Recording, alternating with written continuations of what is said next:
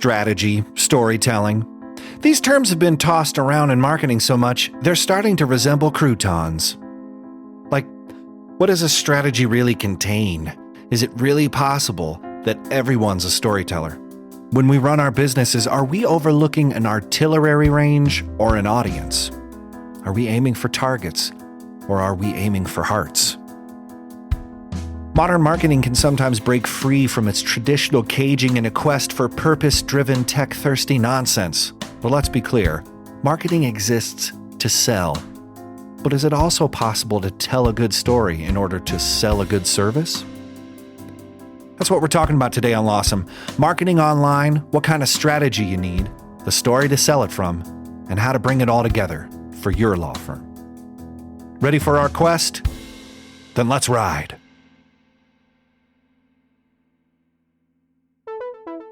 Lawsome, the podcast for law firms. Powered by ConsultWebs. Welcome back to Lawsome, the only legal marketing podcast to be banned in Uruguay because it's been shown to supernaturally enhance a listener's marketing performance by a factor of 12. We're here to inform, educate, and entertain the legal community on the latest in personal and professional development. I am Jake Sanders, and I like my goals like I like my ice. Crushed. And he's Paul Julius, the only man to be trapped in a Google spreadsheet overnight after everyone left and had to fend for himself until the owner reopened it. Paul, what was it like in those sheets?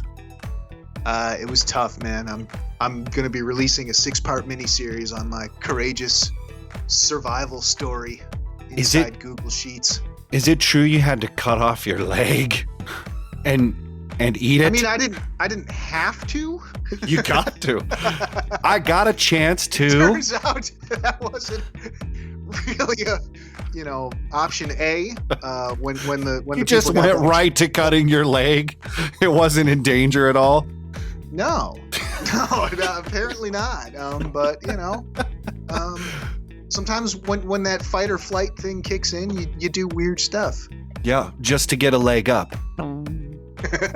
Let's put our foot down and explain what's on the show today.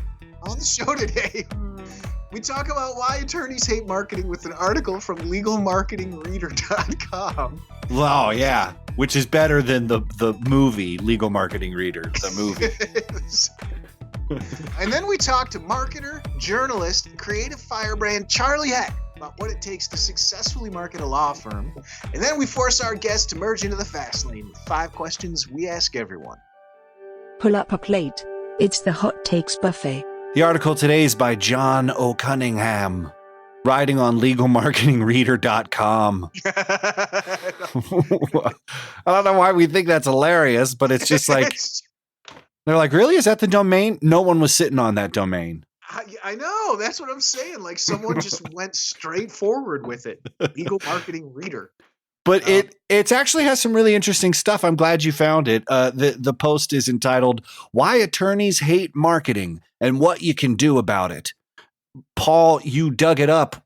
Why did you dig this up, and what's your thoughts on it? So the one thing that really leapt out at me, and we're going to go through of course, what stuck out to me was the fact that this entire article is an enumerated list. Yes. So that's a win in my, It's a win, man. Totally. And we're going to go through those in a minute. But what I really liked about this thing is that this article, even though it's from 2012, you pointed that out, but I think one thing about it is that these objections, this pushback in here that this lawyer writes about are still valid. They're still, currently, we still have conversations about this stuff. And I also think it's really cool that each one of these points that he brings up has a solution. And I think that's really, really cool. Yeah. I'll tell you what, why don't we go through these things? Okay. And then we can summarize what we think after we get through number 10. I love it. Cool. So I'll read the objection and then you can read the answer, Paul. How about that? Yeah, man. It's like the blues. Okay. All right. Here we go. So the first objection, marketing violates professional ethics. Answer is get with the state bar and find out the quirks and then get on out there. Number 2, clients hate being sold to, so I'm not going to sell to them. Yeah. No. So the answer is bring clients that loved you and ask them questions, then sell to new clients with that material. And this one, That's Jake, just we talked about this so dude, many. all the time. That's why I was like, John, you got this. Yep. Number 3, my time is better spent on real work doing legal stuff, not marketing. Yes. So and we've had people on talking about calendar blocking and closing the door and opening the door. But the answer Right. is interview or meet with a business school professor Yeah. and about marketing failures. What can you learn from a professional services firm outside of legal? This has come up before too. Just focused on doing good work and disappeared anyway. Yeah. Number 4, marketing's fine, but stay out of the way I run my business. Yeah. Short answer here. It's a collaboration, one that will impact business. Nice. True. 5, I went to school to practice law and not to run a business. Answer. Basically, lawyers are not trusting marketers. Lawyers did not invent trouble, and marketers did not create competition. They both just help you to survive it or not. Oh, that's a good one. Yeah. 6, lawyers have nothing hard to sell, so marketing doesn't apply to lawyers. Answer. This is a bit of a paragraph, but here we go. This is a long one. My hand, Jake. The discipline of marketing is essential to all organizations that rely on revenue to survive. Why? Marketing is the study of why your clients buy your services, what services they buy, when and how they make buying decisions, what they are willing to pay for your services, what would make them buy more, what other services they want from you, what causes them to defect, and what causes them to recommend you to others. In short, it is the essential understanding of how your cash register rings. Pretty solid answer there. Number 7, the opposition to marketing. Marketing is simply outside of my comfort zone. Answer. Baby steps to grow that comfort zone. Remember that your clients are another lawyer's targets, and that survival instinct can kick in. I like that one. Yeah. That was an interesting, just tell them that someone else is going to take their clients. And I was like, okay. Zero-sum game, folks. That's pretty powerful. Yeah. Number 8, I don't have any spare time. I'm already busy. Answer. And this one we had to kind of read between the lines a little bit. It's not necessarily spelled out, but you have to be honest about what you are. And the article refers to them as a rainmaker or a busybody. And, identify, and we've talked to Jeremy Richter about this, identify your management style and then delegate. 9, we survive on referrals. Marketing is a waste of money. Answer. Marketing is a way of nourishing, leveraging, and expanding on the trust of a referral network. Marketing is not an attempt to replace traditional referral networks. In fact, you can expand and build upon your referral network with marketing. God, that is so amazing. I know. I love that. That is so simple. And Charlie talks about it too later about referrals being this lifeblood source and how we love referrals. Referrals don't go away with marketing. They are just enhanced.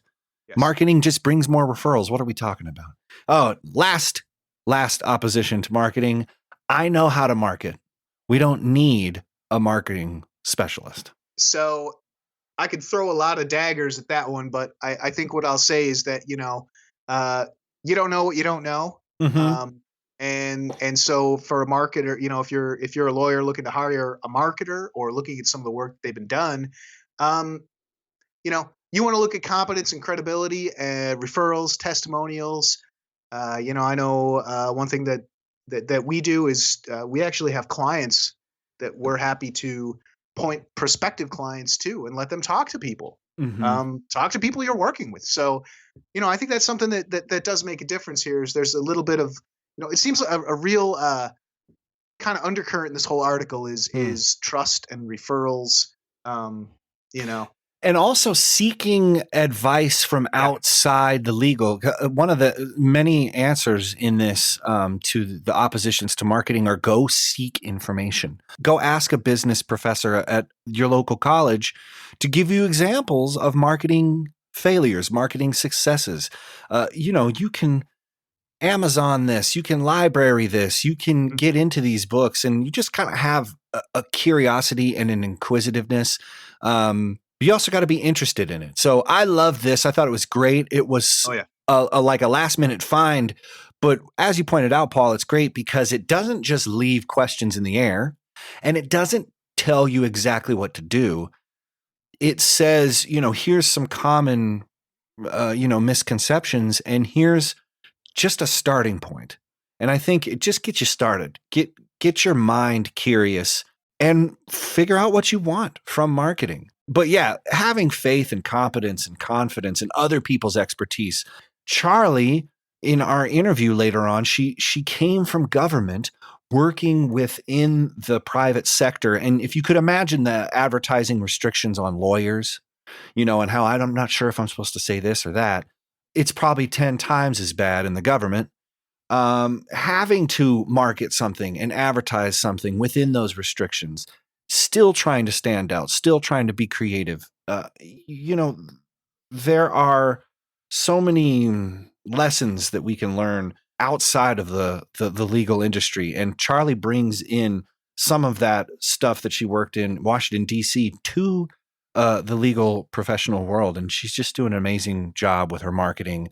And it's funny because she almost said half of these answers that John has in this amazing read from the amazing legalmarketingreader.com. I know. I'm so sorry. I didn't mean to laugh at y'all. Yeah, she really does, and I think a lot of it too is again, this is 7 years old now. This article and some of it, wow.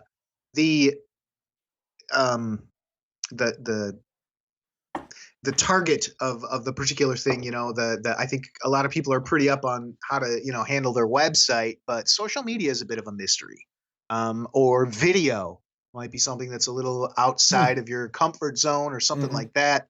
I think one thing that Charlie really nails is about using what's in your comfort zone to differentiate yourself, to make yourself more personable, to give people something to relate to. Because let's face it, we had Tanner on the show, and he made the point. This is a guy who does nothing but talk about marketing with law firms. All day long. And he straight up said, look, you could look for a couple key practice areas in a couple big, metropolitan areas, and I would be willing to bet those sites would say almost the same thing. Yeah, the copy is almost exactly the same. Yep. He said rip off and repeat.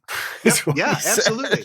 Absolutely. Which we talk about the paradox of people wanting to pay for advertising and marketing to stand out, but not wanting to stand out. Yes, exactly where I was going with this, where we've got this stuff. I understand some of these things, but I don't, that's why you need to hire people who are actually, deep in this stuff, is because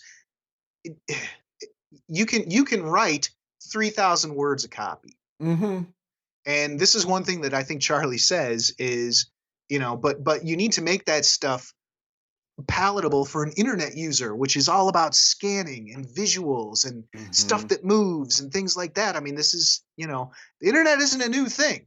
It's a visual medium.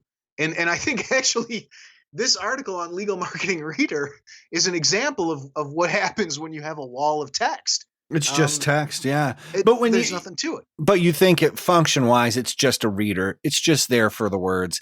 That's fine. What is your site there for? Yep. And what do you stand for? Where's your story? Sure. Charlie talks about storytelling. She talks about branding. She talks about marketing.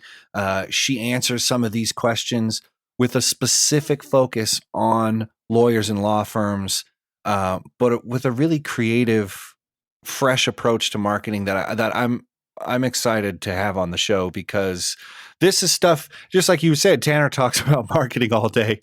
We talk about marketing all day. Yeah. But it's nice to hear someone approach it and have some of similar concerns, but also some of the similar optimistic and creative ideas to help drive business, for lawyers and law firms. So this is a great find. We'll have the link, and Charlie's interview is fantastic, brimming with insights and a little bit of California wildness in it. So let's head to the foothills. Off we go. Lawson continues. But first, a word from our sponsor. Tired of being dragged around by Google AdWords or lackluster website designs? Yeah! Are you a lawyer looking for a digital marketing company that you can trust? Yeah! Well, you need ConsultWebs. Yeah! Since 1999, we've driven 1 million leads to our law firm clients. We only work with lawyers, so our designs and marketing campaigns are battle-tested. And since we started, we've generated hundreds of millions of dollars for our clients, and we haven't even broken a sweat. Go to consultwebs.com to learn more.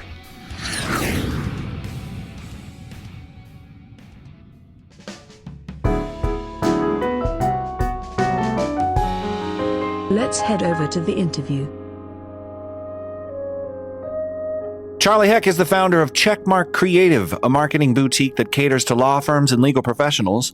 Charlie got her BA in journalism and political science from the University of North Texas Mayborn College of Journalism. With experience in newsrooms and content marketing in the private sector, and expertise in editorial content planning, social media copy, and visual elements, and email marketing as well, Charlie is a true Jane of all trades. And it's our pleasure to welcome her to Lawsome today. Charlie, how are you? I'm fantastic and happy to be here. Awesome. So let's talk about Checkmark Creative. What's the genesis story behind the firm, and why the focus on legal and law firm marketing in particular? Well, I'm going to give you the shortest possible, longest answer. Well put. So I worked for the federal government for 3.5 years in DC. I was in their public affairs department for a science organization, and it was incredible. I got to make podcasts, videos, web series, write articles about science. It was great. And then every 4 to 8 years, your boss changes dramatically. And so that kind of led to, do I want to be in government and kind of walk a very fine line, or is this the time to leave? And because a lot of us were no longer needed, I kind of was forced to make a decision. We got fired. Certain people brought in others. There was a just crazy kind of turn that happened. And this is not a political show, but I was kind of thrown out there, and I got fired, started walking dogs, and in DC, because it's a expensive town these days, right, and met an attorney. And she became one of my first clients. I'll never forget, Margaret was like, but what do you do? Because you always answer your phone and you always respond back really quickly. I know that you don't just walk dogs. And I had started freelancing. I reached out to all of my old contacts. I was like, what are you guys doing? What do you need? What's happening? And I got back into marketing, and I told her what I did. And she was like, I want to do that. I want to look fun online. Let's talk. And I was like, okay, let's talk. And that series just led to, at the time I was working in healthcare because of my science background. I was working with nonprofits because, you know, we are taught to say things a certain way and walk a certain line, and that's very valuable in certain industries. So that's what I was doing. And then I kind of just had to deal with the freelancer dread of chasing money, arguing about my hours, even though that's the budget that I told you it would take for those hours. And with the legal profession, and maybe it's because they have to constantly defend their hours and their work and their research, people stopped questioning me and were just like, okay, you know what you're doing. I approve this. I don't approve that. I want this with edits. But it was kind of like, oh, wow. Everybody wants to be in sexy fashion and music when it comes to marketing. But some of us just really want to have financial security, editing security, voice security, and the legal industry just kind of trusts me to do what I'm good at. So that's kind of how that came about. Wow. Voice security? Like, you can pitch an idea without them automatically being like, oh no, that's too radical, or that's... I love it. I think that in the legal industry, they value their own voice and expertise and opinion, so they listen to yours a little bit more before they're just like, no, that would never work.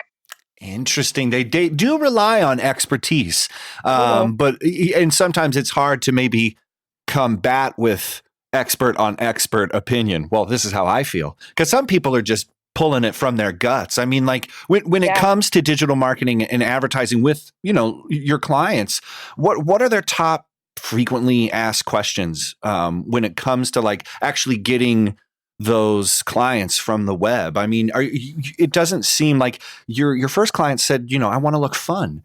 Are people more about the perception, or are there also these hard metrics that you can drive? And how do you help? Do you have people who are convinced all in, or do you still have to do some convincing? And what are their top concerns when it comes to it? Yeah, so that is probably one of the most challenging parts of running any marketing business. Sure. Is one, you do want to offer analytics because people do want to see where their money is being spent. But one thing that it has been the most challenging sort of FAQ I get is how quickly can I see results? And one thing that I think is important to remember is that social media did not come about as a way to drive money to businesses. It originally came about as just a way to share things. So once we start explaining that, yes, social media and marketing are very important aspects of all business, not just legal, but it takes time, especially if you're a new firm or a new industry professional, to build it authentically. And once we sort of like get a plan of attack, and I always include statistics, percentages, things like that, so people can really understand that this stuff is very important and, in my honest opinion, mandatory. But if you think setting up a Facebook page is going to drive you 30 clients a month, then we need to kind of talk a little bit more about how to use this. Because sales aren't directly related to your social media followers. And once people kind of understand that, a light does go off and they're like, oh, okay, so it's more of an indirect way to create a brand and to talk about a brand. Mm-hmm. As such a people that aren't in the industry kind of have this misconception that I'll just start it and leads will come. Mm-hmm. Well, did you take time to plan out your, kind of plan of attack? Do you have consistent postings? Do you have your keywords solidified? Because then, we can create a whole robust plan. But if you just want to do a few Facebook videos, I don't think you're going to see the reach that you thought you would reach. Right. That's my biggest. Well, it's funny you talk about social media like that. Jake and I, working where we work, we've definitely seen some poorly executed social media tactics. I think that's putting it as nicely as I can. Yeah. Sure. And I think you really touched on a very key point there, that posting every single day. Were you in a car accident? Contact me. That's not social. It's not what this is about. And it's an interesting point that it's not what it was there for in the first place. Yeah. No. Yep. You're wondering why am I not getting water from this rock? You're like, well, it's a rock. But you need a plan, right? Anyway, go ahead. Yeah, well, I mean, that's where I was going with this. Was that's social media. Like, say, maybe you have a certain demographic you're trying to reach. And that, okay, well, I can get this on social media. That's kind of a tactic, as opposed to a larger approach where maybe a branding strategy might be involving several components of that. So, and I think that's something, again, that we've run into a lot, both on the show and in our day-to-day jobs and stuff, is that, a lot of marketers say they have a strategy, but it's not. It's just a bunch of disconnected things. We're doing a blog, and I'm going to blast out this, funny cat tweet, and then we're going to turn on the AdWords. Funny tweet. Yeah. How do you deal with that at Checkmark? Like, how do you help people create a more comprehensive and directional strategy? Nice. Oh, that word strategy. I swear, if I have to sit in another conference with solely a person who goes by strategist, it better be in a bar at happy hour with an open bar, because oh my God. So I think that strategy is a very important word, but it's been manipulated and convoluted and all kinds of things by marketers. I mentioned again, journalism was first. So I get a little annoyed with all of the kind of fakeness on the internet, to be quite honest. So when I talk with my clients, what I like to do is a little bit more of the storytelling element. So, and this was an actual conversation I had last week, and this was someone in insurance, not necessarily in legal. But we go round and round for about an hour talking about how, I used to do the old traditional marketing, the mailing, the all that kind of stuff. And I said, okay, well, what do you want to do? Well, I want more customers. Okay, well, and this goes back to the question we just discussed. But anyway, we go round and round. And finally, he says, I like what you pitched about the whole educational aspect. I think there's an industry for it because I had somebody come to me and show me their insurance for their cannabis store and they were not covered at all. And I said, whoa, whoa, whoa, wait a minute. You offer cannabis insurance? Do you know how hard that is to get? And he said, yeah. And I was like, I don't see that anywhere on your website. That's where we're going to start. We're going to start with infographics. We're going to start with LinkedIn and you writing articles about how important it is to really look at your policy and break it down. So sometimes the strategy doesn't come in this like cookie cutter. You're going to write this blog post. You're going to write this. You're going to do this. It's like, okay, let's find something different that you do. And then, yes, do all the traditional marketing, but let's add a video. Let's add some infographics. Let's add something that the general public will understand and be like, oh, okay, I get it. But this sort of like, you have to do this, this, and this Monday through Friday, do your email, do your this. I have an internship program, and the way that I weed them out is tell me what you like and tell me what you don't like in traditional marketing. And every single kiddo these days said, I'm so tired of emails and pop-up ads. And those are the things I get requested the most for. And so it's kind of looking at one, what your market is, who do you want to reach? And let's just try the educational fun aspect instead of the contact me now for this. I cover this. I do this. It's more like, let's tell a little bit of a story and see how that works first. So how, like when you go around and around with your clients and help find that story, is there sort of a piece of advice you can maybe give people if they're looking for that story? Because that's another word that's been sort of ridden around and putting away sort of, in a kind of a rough fashion. I know. I think it's so funny. I'm like, you just mean a copywriter that's been around for like decades, maybe even like the beginning of written word? Or yeah, it's either the shrunken white person or it's this Joseph Campbell like hero's voyage, which not everything goes to that template of the hero. Not everything goes to this template, and your brand isn't the hero. I mean, it's hard. Can you give just sort of unpack a little bit of that storytelling, exercise that maybe somebody can, take from this podcast and work with themselves? Because journalism and creative writing is about noticing these mundane, sort of almost poetic, odd, hidden aspects to something and sort of bringing them out into the light. How do you help people do that? That's really fascinating. I mean, do you have to just talk to them over and over until they spill the beans? I mean, honestly, as old school as that sounds, sometimes just listening and then asking questions and letting them come to their own conclusion is probably the most effective. And I bet lawyers are way into that, they love to talk about themselves. It's great. But also with their clients, they know that their clients will just go and how to kind of like get at the heart of the issue. So, but is there something specific that you help them do besides that? Is there a question that maybe sparks something in their minds? I usually like to ask them to tell me a little bit about themselves first before we even get into their business, because sometimes there's a story there.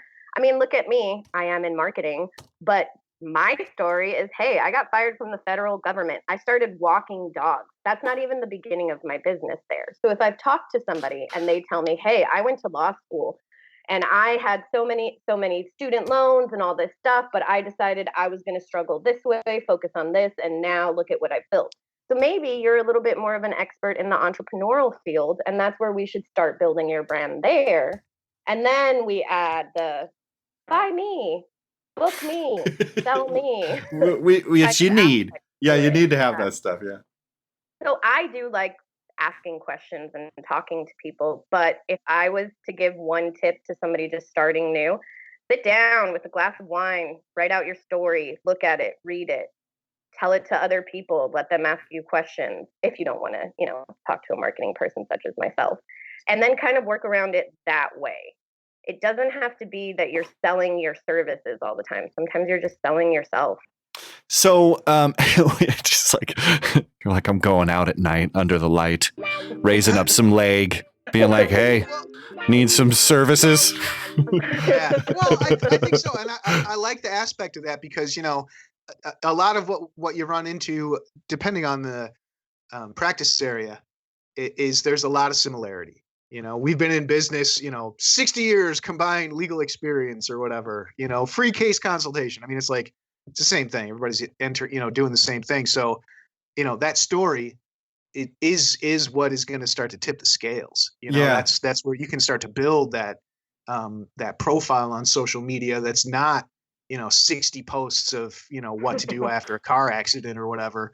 But there's a lot of lawyers who are successful who are running TV ads that are counter to kind of everything we say. And if looking at polls, bar association polls, the majority of lawyers don't like that stuff. They feel it gives them a negative image, but it's still happening. So it's funny that you mentioned that because I read this story yesterday on Lex Blog, and the title is "Think How Big the Legal Market Could Be If Lawyers Connected with People." And I was like, oh, that's so funny. Yeah. Because it would be. So one thing that I don't particularly always love about the legal industry, but it's also a crutch of my own, is that it can be hard to convince them to go more visual than copy heavy. Because I hate to be mean, but people just don't read anymore. So if we can take your services and break it down into an infographic or a 30-second video where copy is still a part of it, but it's moving, it's shaking, it's breathing, it's changing, that does help more than some of the traditional ways of marketing. Some of my clients will be like, hey, here's my old website. I want to make a new one. And I look at it and it's just pages and pages of copy. And yes, that's important for SEO purposes. And I'm not saying we don't need to do that. But when we're modernizing or moving it over, yes, you can still have all this copy, but not on your homepage, not on, you've got to draw people in very quickly. And usually it's with visual elements, not copy. So that is one thing that can be a little challenging in the legal industry. But the clients that do embrace that do see an organic growth reach that is far better than just a copy heavy site. And it's interesting because it feels like they don't want to be too it's a paradox that they're paying for marketing and advertising, but they don't want to stand out too much. Yeah.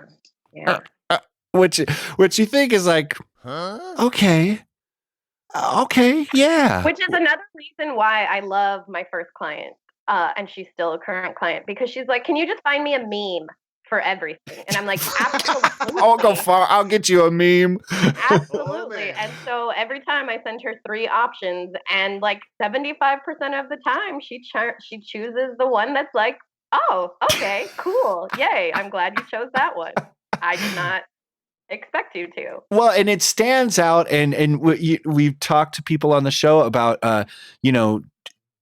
judges and lawyers sort of coming out of their shells online, being more authentic, being more visual, actually using those memes and kind of, responding with, a GIF or something.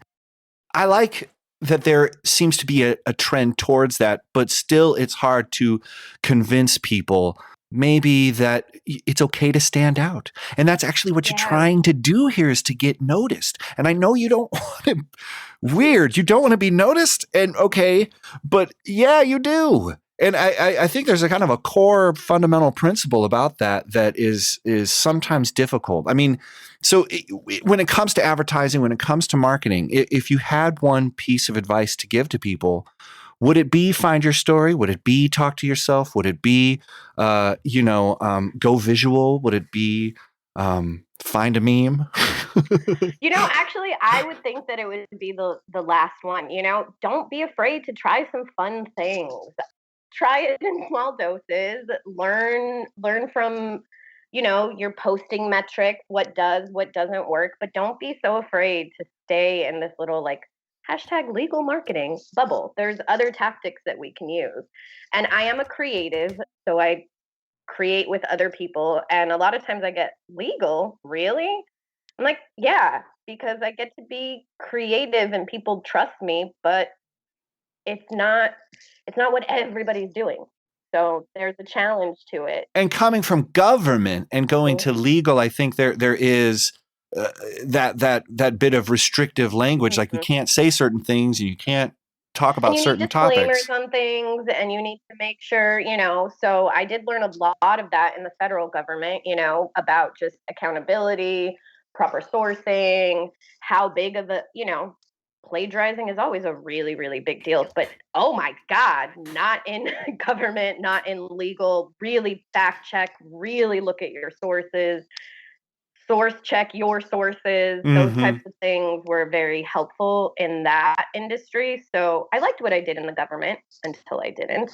But those helped in such a kind of also restricted market. Yeah. So in that way, just try it, but give yourself a bit of a limitation. I mean, it's just sort of make sure you're, I think it's just being a little bit more confident to sort of embrace and want to look cool. I love that your first client is still with you.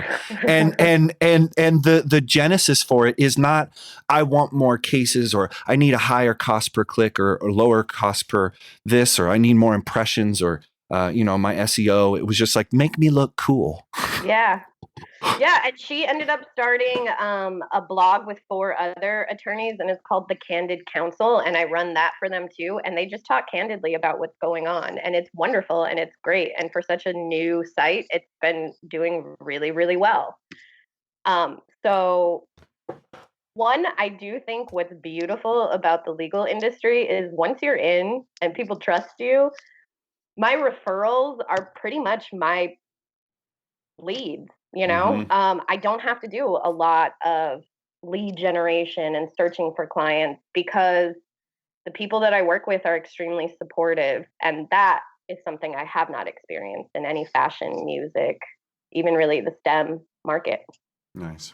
Well, it's cool. They do love a referral. They love to they love the referrals. They love it. Yeah. They love it. Yeah, I mean, that's because there's so much stuff out there where it's like, I don't necessarily understand this, but I know I need it. Maybe this person can do it. If you get sent the right way. I'm curious.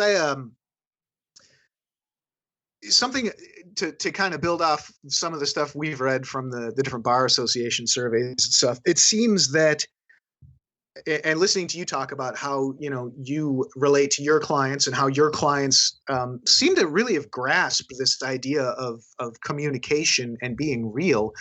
It seems like a lot of times lawyers misunderstand how they're representing themselves and how they should be representing themselves. And I'm thinking back to, the websites with the guy with his arms folded in front of the bookcase, or, the scales of justice and a, snarling dude behind the desk. That doesn't really seem to be where it's at. And sometimes it's difficult to break down that barrier. And it seems like you've completely done it. So, I mean, how do you get people to understand that, like, what you think and what people actually want might be polar opposites?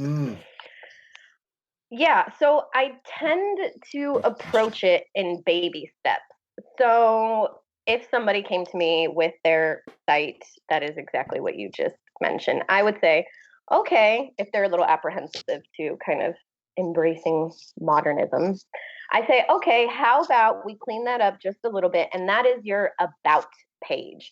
So you still get this, old school kind of thing with just a little bit of a flair, but let's clean up your landing page. Let's make your home page what you do, why you do it well, testimonials, contact above the scroll, all of that good stuff.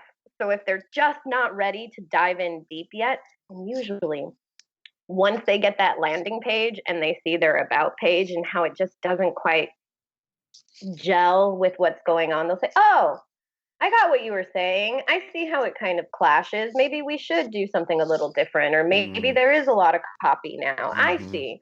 So usually I'll agree and do what I need to do. And then present them with something else. And that tends to be like, oh, I got it. Okay, cool.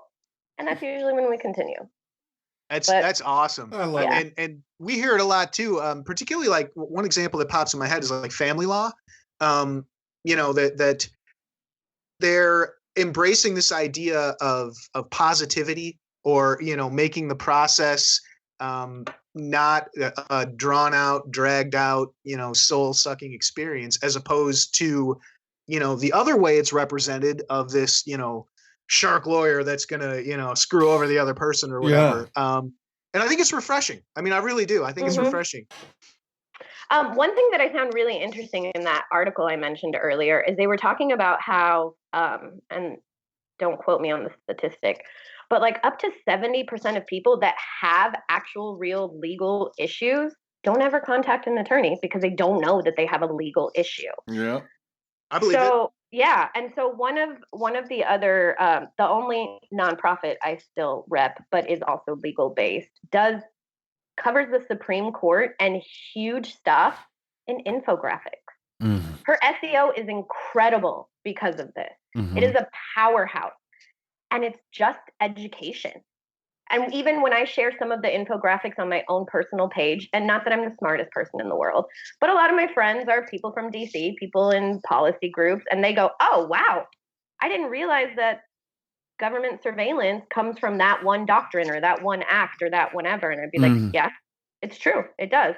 Or, we are debating a lot with abortion and Roe v. Wade. Well, she has an infographic on it, and it's been great. It's been doing incredible, but it's the real legal precedent. It's all the case source material, but there's also an infographic. So people like me who did not go to law school can look at it and be like, oh, wow.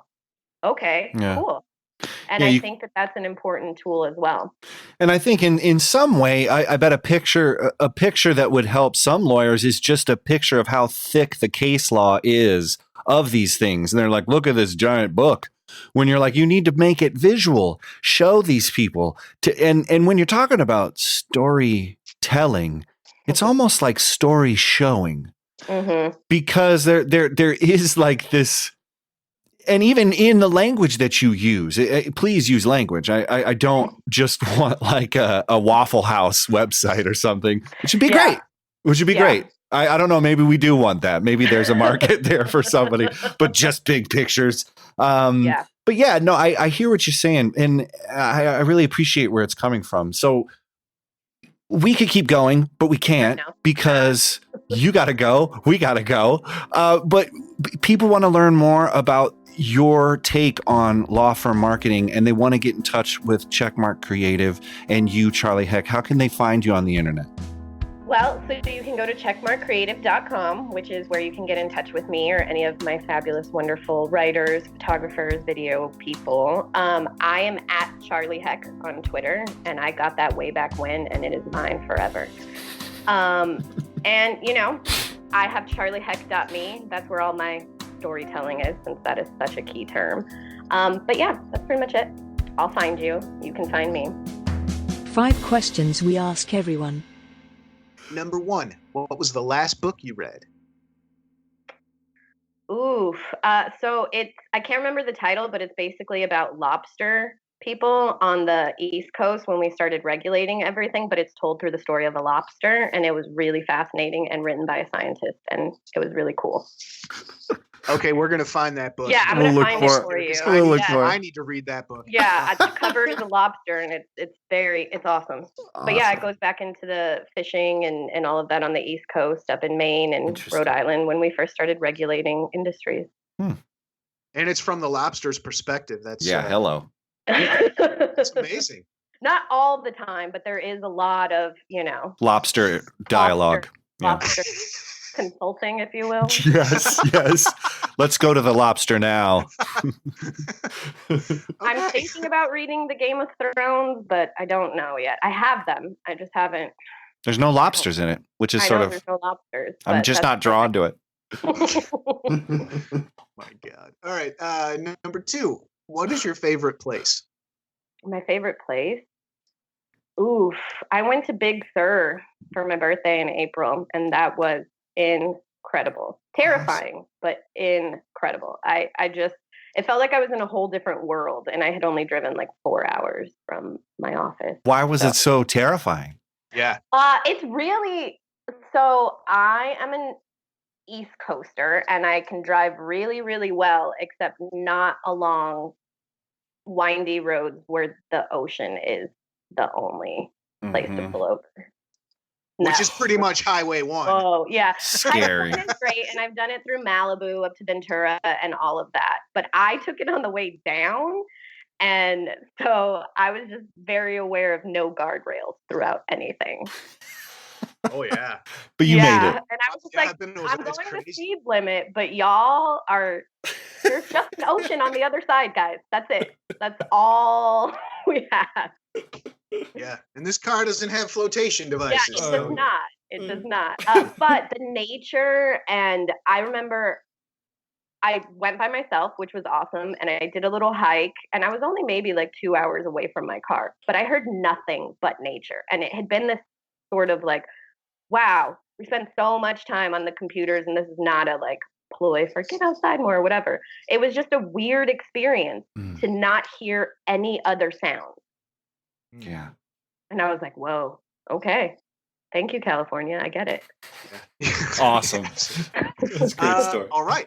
Number 3, what sites, blogs, newsletters, or podcasts do you regularly check in with?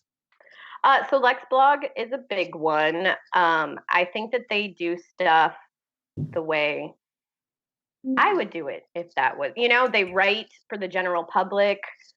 I love attorneys and legal people, but I did not go to law school. So I like sites that break it down for the general public. They don't dumb it down like some sites will get to like, yes, I can understand this. I don't need so many citations and so many things like that. SCOTUS blog is obviously something that is really great and easy to understand because they put all of the material in very easy to find places. And then I do a lot with my clients. They teach me a lot. They show me stuff. I share a lot of their material on Checkmark just because they're really great resources for me to have. Nice. All right. Number 4, if you were stranded on a desert island and could only pick one condiment to take with you, what would it be? Ooh, Whataburger ketchup, hands down. Boom. Whoa. I like someone who knows exactly what they need. Yeah. It's amazing. It's the only thing I miss about Texas. Family too, but like Whataburger ketchup. Nice. All right, we made it to the end here. Number 5, after a long day or a long week at work, how do you relax and unwind? Oh man. Well, I live in California, so I can't tell you the truthful answer. But if it's smoke weed, right? Yeah. I'm in Colorado. Yeah. I don't know how Jake's in Colorado. How honest you want me to be, but that is a great way to unwind sometimes. Exactly. Agreed. We are not disagreeing with you. I mean, more people should try it. I think we'd be a less confrontational world. Calm down, people. Folks. For show notes, links, and info, go to thelawsomepodcast.com or follow us on Twitter or Facebook. Be sure to leave us a review and rating in iTunes or wherever you find the you listen to. Until next week, stay lawsome.